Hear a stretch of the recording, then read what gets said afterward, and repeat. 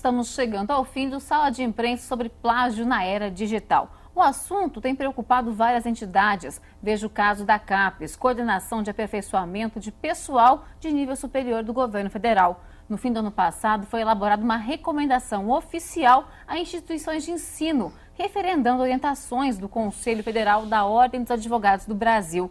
A CAPES orientou escolas e faculdades públicas e privadas a adotar políticas de conscientização e informação sobre a propriedade intelectual. Tudo para tentar coibir plágios em teses, em monografias, artigos e outros textos acadêmicos.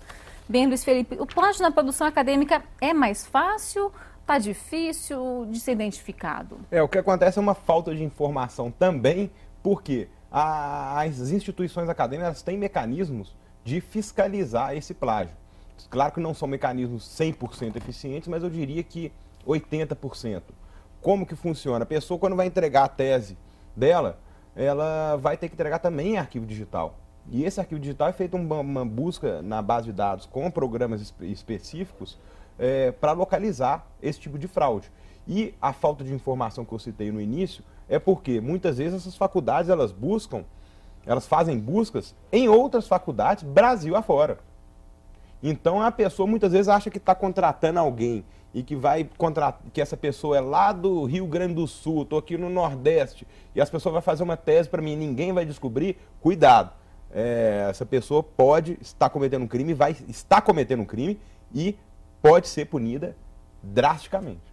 A gente vê muitos casos, né, de citações erradas, ou esquecimento, ou de propósito mesmo. Você acha que há um pouco de negligência por parte das instituições, dos professores na correção disso, ou é um descuido mesmo? Nossa lei de introdução ao Código Civil, ela tem um artigo que estabelece o seguinte: ninguém pode se escusar de cumprir a lei alegando que a desconhece.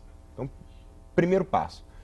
Não sabia que tinha que citar, não sabia isso, não sabia aquilo. Não, isso aí não pode ser alegado em matéria de defesa. Então, se realmente tinha que ser citado, não citou, vai ser punida. Ponto final.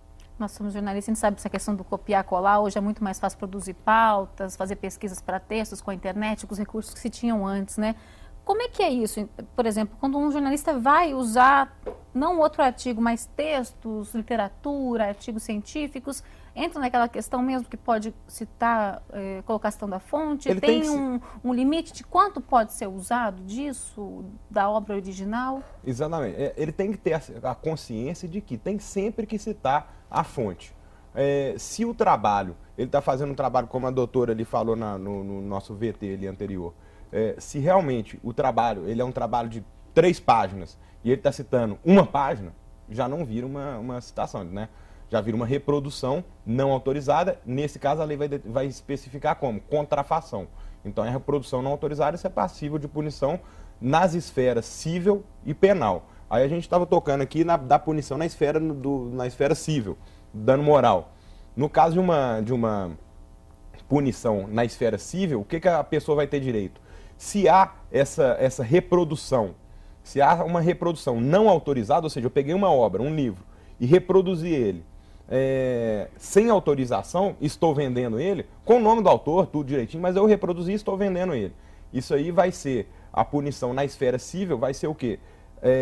Indenização com base nos danos morais. Os danos morais, qual que é a indenização? A indenização vai ser o potencial, ela vai ser elaborada pelo Poder Judiciário de acordo com o potencial que as pessoas estão, das pessoas que são atingidas. Então, numa internet atingiu 1 milhão de pessoas, vai ser um potencial muito maior do que se eu tivesse numa mesa de bar com 5 pessoas sentadas em volta e expondo aquelas fotos para ali. Além da indenização no dano moral, tem a indenização no dano material. A indenização do dano material é o quê? Aquelas cópias que estavam ali, elas foram reproduzidas em 5.000 unidades, eu tenho direito a receber essas 5.000 unidades que foram vendidas. As que estão sobrando, eu tenho direito a pegá-las de volta. E se não houver como especificar a quantidade, a lei estabelece a multa de 3.000 unidades. Então, a multa geral, a menor, vai ser 3.000 unidades. Isso como se fosse um lucro cessante. Sem mencionar ainda a esfera penal, então, que vai ser o quê? No caso de uma reprodução dessa, pena prevista no Código Penal de 2 a 4 anos. No caso desses artigos acadêmicos, existem vários sites, pessoas especializadas em produzir artigo acadêmico. O sujeito até vende na internet, né? Isso é cumulativo? Como que é plágio? Porque se fosse uma pena muito severa, acho que inibia, né? Mas as pessoas continuam fazendo. O sujeito vira especialista em produzir tese e trabalho acadêmico. Como que a lei age nisso? É considerado... Não tem sido permissiva, não? É considerado violação de direito autoral. O exemplo que a gente citou aqui no início do programa é aquele de pegar um texto de fulano e atribuir a um terceiro. É a mesma coisa, você está pegando um texto de um terceiro e atribuindo como seu. Isso é violação de direito autoral. Claro, o crime, quando provado, vai ser punido, em todos os casos. Ah, mas é difícil de provar, a pessoa não copiou nada, etc e tal. É difícil de provar? Realmente é difícil de provar. Se não tiver uma testemunha, uma prova documental, alguma coisa que possa dizer, ó, esse texto foi produzido por fulano, uma perícia que vai falar que, ó, fulano que redige desse jeito, ele tem costume de usar isso, etc e tal. Se não tiver isso, não vai haver punição. Agora, nesse caso, quem é punido? Quem fez o trabalho e quem comprou? Ambos são punidos. A pena é a mesma? A pena é a mesma, a pena é a mesma para ambos. E a pena é a mesma também em se tratando de uma obra literária. A pena é a mesma também para quem vende. É a mesma também para o distribuidor. É a mesma também para o exportador, caso vá para o exterior. Então a pena ela vai para todo mundo que participou. Agora, vocês me desculpem, mas vocês estão dando muito valor à tese acadêmica. Tanto para quem faz, como para quem vai fiscalizar, quem vai ser submetido àquela tese. Ninguém lê tese acadêmica. Eu não conheço uma pessoa Só o autor. Que é uma das coisas peças literárias mais chatas de serem lidas, é tese acadêmica. É chatésimo, é ruim demais de ser lido e ainda imputa uma pena em cima de quem copia. Deixa copiar um troço que é chatíssimo de ser lido. Isso não faz mal a ninguém. Mas a questão aí é a apropriação da ideia do outro, né? Eu tenho alguns amigos que são professores de dedicação exclusiva da UFMG, da nossa universidade aqui, que leem 100% das teses, 100%, fazem um trabalho incrível.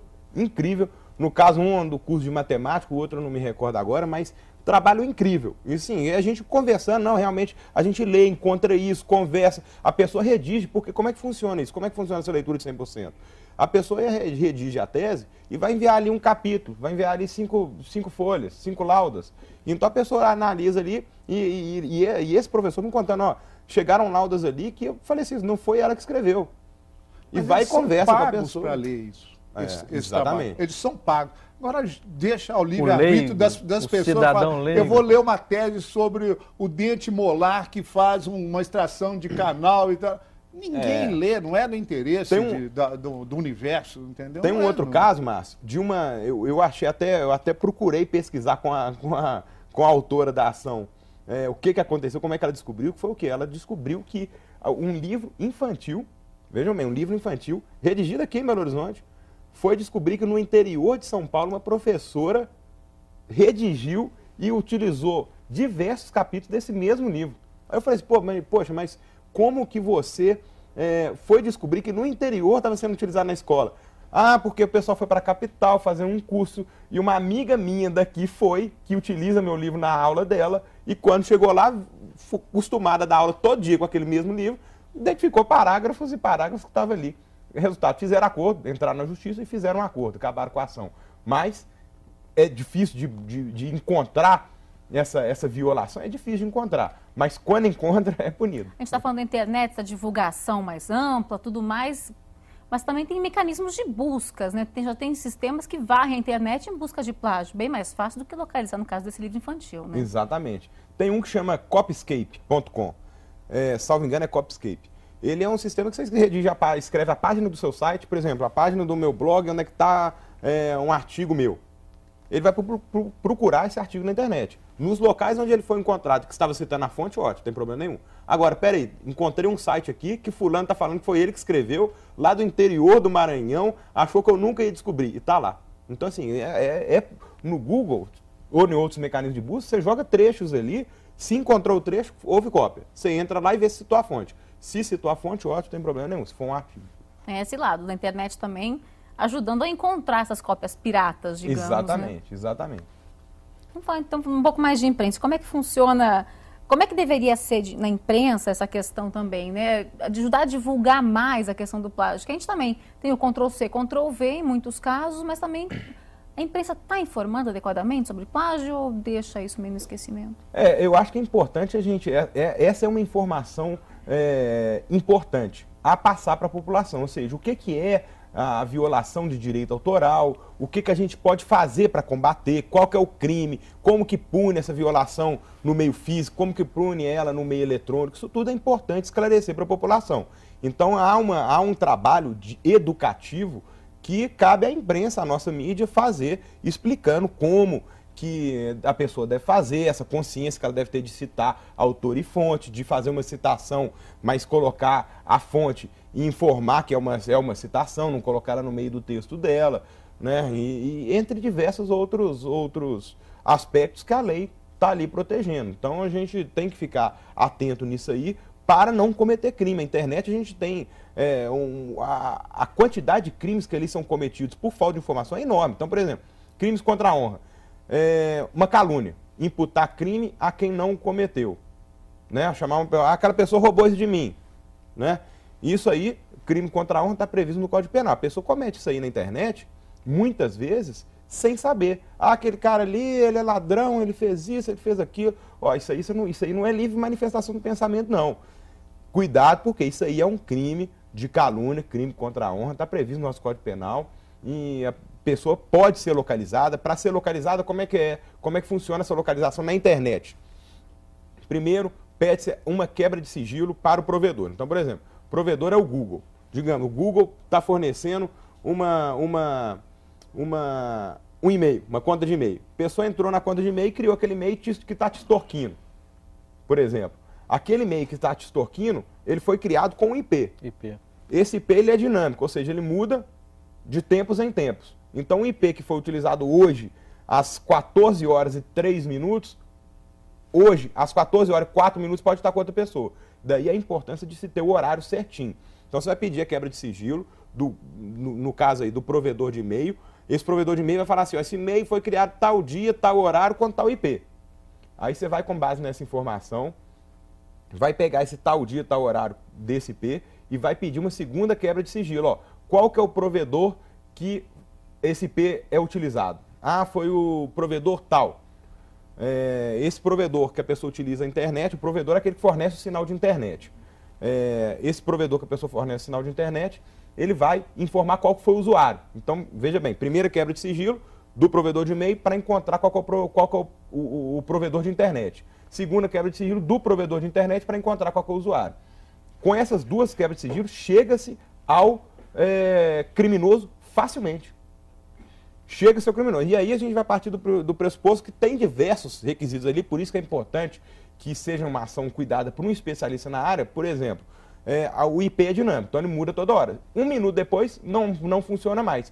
Então, se o provedor virar e falar assim, quem utilizou esse IP às 14 horas e 4 minutos foi fulano. Não, 14 horas e 4 minutos para mim não adianta, eu quero 14 horas e 3. E mais, o horário que esses provedores eles fornecem isso é um horário que eles chamam de um meridiano geral na internet, que chama UTC. Então a gente tem que traduzir esse horário para a hora do Brasil, para pedir a quebra de sigilo naquele horário, naquele minuto, naquele segundo, certinho. Então, mas todo esse processo, né, não acaba desestimulando as pessoas a correr atrás dos seus direitos? De forma nenhuma. É um processo que é difícil, qual que é a recomendação? A recomendação é que a pessoa, imediatamente quando foi cometido um crime, a pessoa procure um profissional da área, um advogado, para tomar as medidas judiciais cabíveis. Quais seriam elas? Primeiro, acompanhar essa vítima numa delegacia. Segundo, orientar essa vítima como que ela vai guardar essas provas no meio eletrônico. Tem que tirar a ata notarial, não mexe em nada mais do seu computador, desliga ele, ou isso aí, peraí que nós vamos copiar o HD dele, e etc e tal. E terceiro, esse advogado vai adotar as medidas judiciais para tirar a página do ar, ou o e-mail, ou o que quer que seja. E se a pessoa não tiver condição de arcar com o advogado, ela pode ir direto na delegacia de polícia, da Polícia Civil, registrar um boletim de ocorrência, levar todos os fatos, levar tudo que aconteceu e deixar a polícia desenvolver o caso. Inclusive, essa semana divulgou-se que um dos maiores pedidos que o Google tem é no Brasil, né? pedidos de quebra de sigilo. De quebra de sigilo. De informações, foi realmente junto ao Google, o Brasil é o campeão no mundo. Já que a gente gosta desse ufanismo de falar que a gente é campeão. Ranquear tudo, nós somos campeões nisso aí também. Ou seja, as pessoas estão com mais...